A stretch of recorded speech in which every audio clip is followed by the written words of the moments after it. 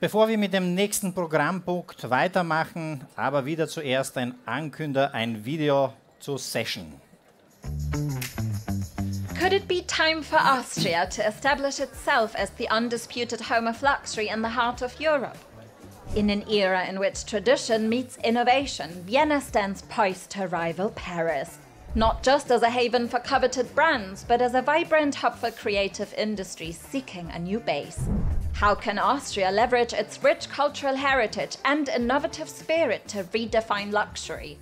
Join us as we explore these questions, unlocking the potential of Austria as the new luxury superpower.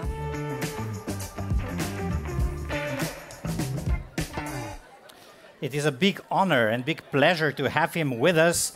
Tyler Brûlé, Chairman and Editorial Director of Monocle. Born in Canada and based in Zurich, Tyler Brûlé is the chairman of the global media brand Monocle and the design and strategy agency Wing Creative. He began his media career as a BBC correspondent and launched Wallpaper magazine in 1996. Brûlé has been honored with British Society of Magazine Editors Lifetime Achievement Award and has written for NZZ, Financial Times and New York Times. It is a big pleasure indeed to have him here. Tyler, the stage is yours. Big round of applause.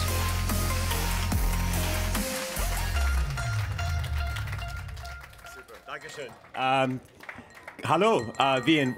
Very nice to have you here, and thanks for having me. I want to make this as interactive a session as possible. I know that Austrians can occasionally be a bit shy, so I also want to encourage questions. So there is going to be a prize for the top 3 questions. So the goodies are here, and we'll get to those a little bit later. But I thought I would start off by looking for the clicker that's supposed to be on stage. But anyway, we can sort of play for time for a moment until the clicker arrives. There it is. Thank you very much. Yeah, I think everyone knows why they're here, but I wanted to talk a little bit about Austria and maybe your potential about being a new premium luxury superpower. But I thought before we get to that, maybe it would just be useful to talk a little bit about us, what we do. As was sort of said in the intro, I'm a journalist. Once upon a time, and we should actually start in Vienna some time ago, back in the summer of 1996, when we had the idea for a magazine called Wallpaper, which with my friend Herbert Winkler and a number of other talented people, we had the idea to bring this magazine to market. But a lot of people thought that it came together completely in London. That is not the case. There would have been probably no journalistic career. There would have been no Monocle, in fact, had we not started everything on those very hot summer days back in Vienna in 1996. Anyway, just quickly, Monocle, headquartered in Zurich, main base in London. We're a global magazine. We're in about 80 markets around the world. 50% of our reach is primarily Europe. Then about 25% is North America. Other 25% is in Asia. We also do a magazine called Confect, very much with the Mitteleuropa sort of feel and tone. So it's a women's title launched 4 years ago as one of our spin-offs in our family. We publish a lot of books, and we just bought the Book of France to market. It was launched in Paris last week. So book publishing is another big part of what we do under the family umbrella. We run a 24-hour radio station. There was much of the output of ORF was very inspirational to us. I would say there was, just a lot of time spent on roads in Austria, certainly listening and just thinking about going back to the old days of Radio Blue Danube and this city's position as a global hub for UN agencies, etc., was very informative when we launched our radio service. So, of course, rolling around the clock, but a series of course, podcasts to support it. Our other digital play is primarily newsletters. So a morning newsletter comes in your inbox at 7 o'clock in the morning. Very sort of broad view in terms of what's happening geopolitically, economically, but also from a design, cultural, media perspective around the world. We do a lot of conferences. Our headline conference is the Monocle Quality of Life Conference. And that is, which is coming into its 10th edition now. It'll be in Istanbul, I'm very happy to say. But very, very early on, we did it actually here in Vienna. Then we have retail. So as I said, we start off as being a magazine, but we've expanded into many other things. The challenge for us, and we'll talk about this a little bit in a moment, is really that sort of that sense of, where do you go and buy great print today? Where are you able to indulge and pick up a magazine, a newspaper in a great environment, which is not just trying to sell you Coke Zero and is not just trying to sell you packets of crisps. So we really wanted to work on creating retail environments where, of course, you can celebrate and enjoy print. And of course, other products as well. So retail is a big component of what we do. 10 shops and cafes around the world. A little snapshot of London. If you happen to go to Südtirol this summer, so this is in Bozen, so we've done something at the Hotel Mondschein, a little kiosk there just down the road from where our shop is in Meran. And also, it's just interesting because we'll be discussing maybe the world of luxury opportunities. We just did a recent takeover with Gucci, or Gucci took over our cafe in London to mark their cruise festival. And just last night in Zurich, people have always said, when are you going to open a Monocle hotel? So anyway, we opened our first hotel room last night. So this is at a little project called the Ochsen, which is in Küsnacht, just down the street along the lake from Zurich. So if anyone is planning to come to Zurich and you want, sort of 2 nights in the Dorfzentrum and good coffee downstairs, this is sort of the world that we're in. We cover Austria at quite a pace. I just wanted to sort of share some stories from over the years. Some of you might recall. These are a few of our favorite things. Cover, very difficult. This is in a world. Okay, there was Photoshop, but we really did find a schnitzel, and we were really able to do it and deliver it in that shape. But then just, I think, sort of a snapshot of some of the brands that we were covering. A story. I think we were one of the last magazines to go and document, of course, the ORF Funkhaus. Actually, recent issue of Confect as well, looking at some of the great work of Mühlbauer, but also many other brands as well. Of course, the world of industrial design, and then also some work that we've been doing within our newsletters as well. So Austria, Vienna, Innsbruck, what's happening in Styria are all sort of part of our rhythm, covered by our correspondents, contributors here, but also out of Zurich as well. So I want to just maybe pose, because of the forum that we're sitting in, and we're talking about economic stimulation and inspiration and ideas. And I sort of like to do things in groups of 10. And so I just wanted to sort of maybe throw out a question there. What do Europe's 3 richest families, and I'll sort of caveat that. I mean, there are many families that claim to be Europe's richest, but there's a group of families that we're talking about here. Behind the likes of LVMH, behind the likes of Inditex, Chanel, what do those families have in common? And if you look at those top 3 families, they're in the business of selling desire. They're in the business of creating an environment in their stores, in their advertising campaigns, on their websites, where there's this desirability around their products. They're design-focused. They're fashion-focused. They deliver great retail experiences. But these are also companies that all make things themselves, that they have their own ateliers, they have their own workshops, they have their own factories that are making things.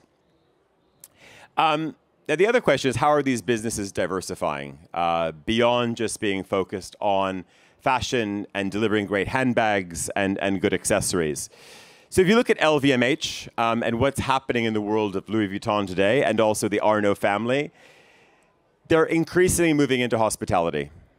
So you've seen the acquisition of Cova from Milan and the expansion of that brand, the Belmond Hotel Group, Cheval Blanc, again, as really a top, you could say sort of 6 or 7 star property, which is also coming up in the world. So this is something which, within these groups, this is something that they're doing.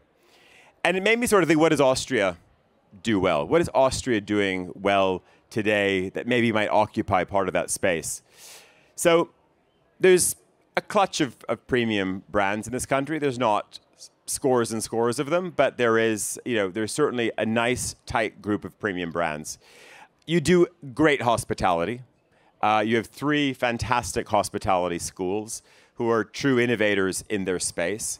So you've got that going for you. And of course, great hotels at a variety of levels. Ditto goes with restaurants as well. And this is a country that still knows how to make things, that there are still ateliers and workshops, and there is still an educational process of apprenticeships as well that allows for the transfer of knowledge, the transfer of skills, and a maintenance of a certain savoir-faire here as well. So I'm going to pose a question and a challenge. Can Austria become home to new groups that are globally recognized as modern leaders in the luxury space? Here's the challenge. Or, it's a little bit, it's not tied to football last night, will Austria become a satellite for the French Empire? Because you've witnessed some of these big French players. They've been buying up manufacturing capacity in their own country. They've been certainly doing the same thing in Italy. They're moving towards Spain, and they're not looking to acquire other brands. I mean, yes, you have instances where someone sees a really talented designer or creative director. They want to bring that person into their orbit, but they're also looking for someone who knows how to make an amazing pair of brogues, someone who knows how to make a handbag, someone who knows how to weave tweed, someone who knows how to certainly run and maintain and grow a cashmere mill as well. So that's what we're talking about here. The French are certainly out on the move, but I think that is a challenge for this stretch of the world. So imagine a proper grouping, and this is where I think it becomes very modern. If you took Lanzerhof and Riedel and Rosa Mosa and Mühlbauer and Ludwig Reiter and Susanne Kaufmann and Wienerblut and Lobmeier and R. Horns and Frauenschuh and Kalmar, and there are many, many other companies all over the country.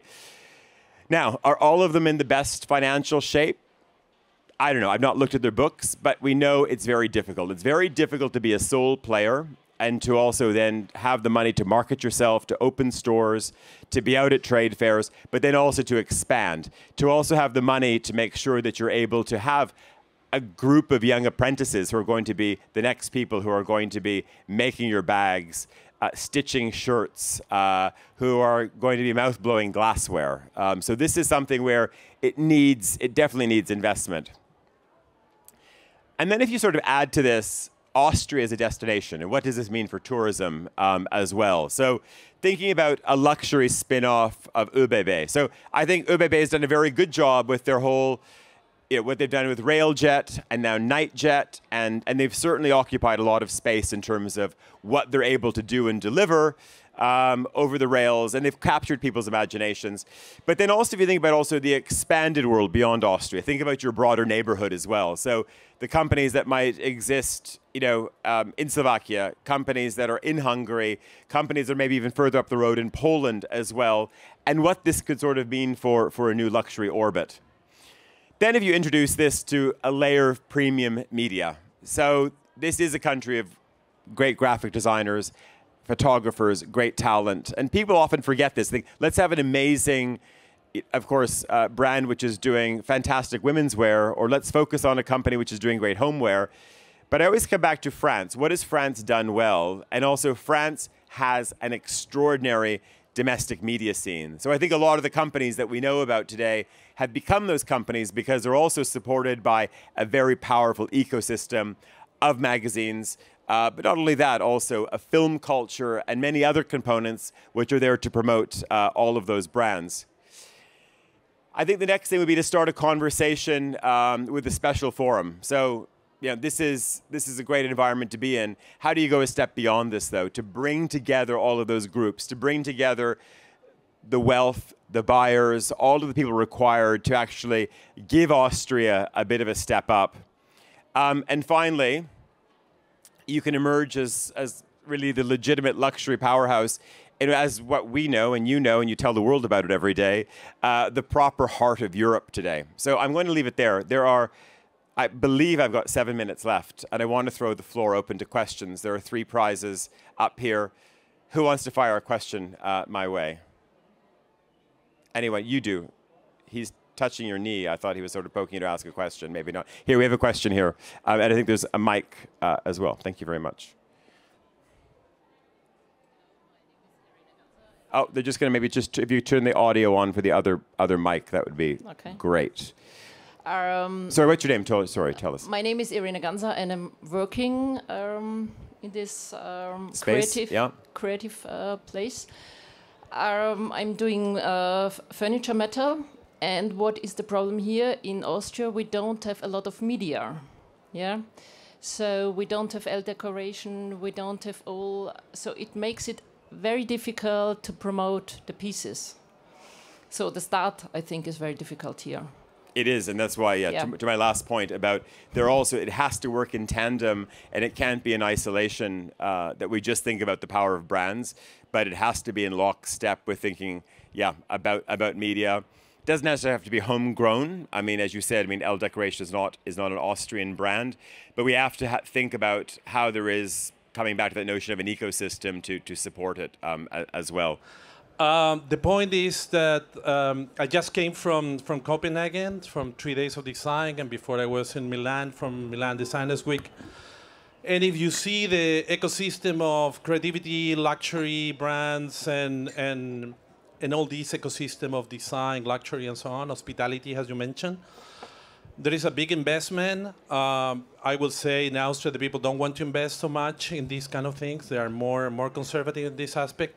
But it's something that is common in all these Scandinavian environment that I use as a very important reference, is that they are creating a brand, a Scandinavian brand, the Nordics, and they're very open to collaborate. And it was fantastic, these 3 days of design in Copenhagen just finished Saturday. But my point is, do you think it's like a Switzerland, Luxembourg, Austria, and these Liechtenstein can create some brand that could eventually collaborate and create the Alpines or something like that? I think Milan would have something to say about that, because they would also think that, yes, we're Milan. We used to be partly German-speaking once upon a time as well, so they might think that they've got some, stake in that game. But I think, 3 days of design is a really good example, as you mentioned. This has almost come out of nowhere and has become a challenger to Milan. Now, of course, as you said, the Danes have a great history and culture of industrial design and great furniture. They've got a great fashion scene as well, because, you could also say that SIF, the Copenhagen Fashion Week, has also been incredibly powerful. But this was, a coalition of, let's not make any mistake. This was led at a city level. This was led at a state level, and it was led by the private sector. And I would say that there's absolutely no reason why this could not have happened here. If Austria wanted to be that place, if Vienna wanted to be that city, to also host the amazing companies doing great furniture in the Czech Republic, all of the incredible companies that are up the street in Poland and Hungary, and you wanted to pull in Croatia as well, you could. Now, is there room for that in a world now of Copenhagen and Milan? I'm not convinced.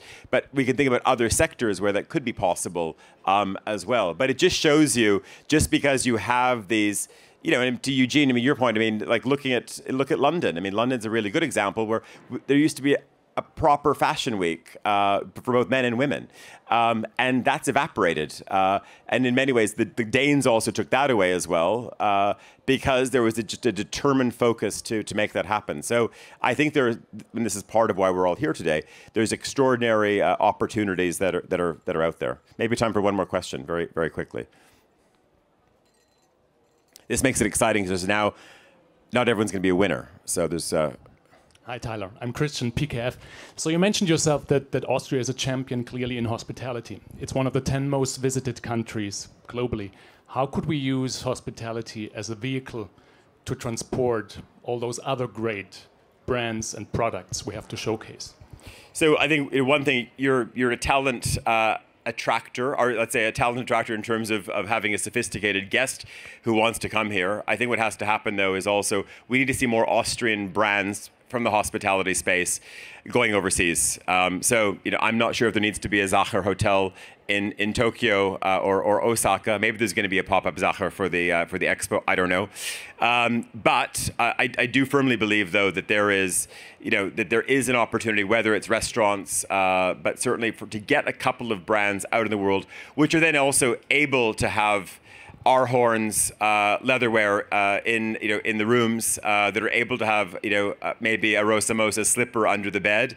That's part of it, I think, as well. So I think what we need to see is the emergence of brands. Lanzerhof is maybe a bit of a start in that space, but I think that would be this kind of sort of lockstep of all the things. And of course, we haven't even talked about the world of fine beverages and wine. How does that pull into the mix? So I think it's also not about bringing people into the country, but it's also getting some of those brands where you put your head down at night as also part of the story as well. I'm going to leave it there, but anyway, there are 3 prizes, but everyone sort of seems to be a winner. If you want to come around backstage, Eugene, Irena, our Italian friend, and our gentleman over here will make sure we get you something. Thank you very much. Have a good afternoon.